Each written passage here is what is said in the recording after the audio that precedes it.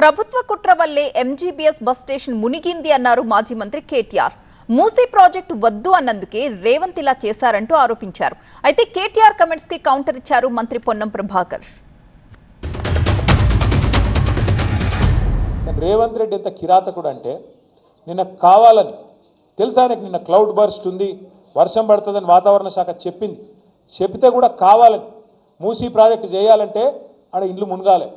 నేను అనుకున్నట్టు మూసీలో 1,50,000 కోట్లు కొల్లగొట్టాలంటే వీళ్ళని ముంచాలని చెప్పి చెరువు ఖాళీ చేయకుండా కావాలని అట్లనే నింపిపెట్టి ఇవాళ ఎగ్దం ఒకటేసారి 15 గేట్లు ఎత్తిండ్రు.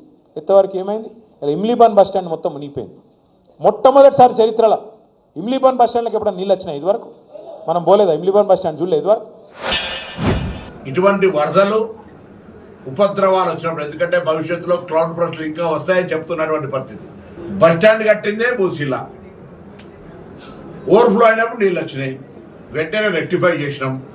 నిన్న నేను కూడా మూసి ఆ ఇమ్లిబాన్ బస్ స్టాండ్ సందర్శించిన. ఇన్ని చేస్తే అవగాహన లేకుండా 10 సంవత్సరాలు పురపాలక సంఘ మంత్రిగా ఉన్న వాళ్ళు ఈ విధంగా మాట్లాడితే ప్రజలను ఇటువంటి విపత్కర ప్రకృతి వైపరీత్య పరిస్థితుల్లో ఆందోళనకు గురి చేసినటువంటి వాళ్ళే.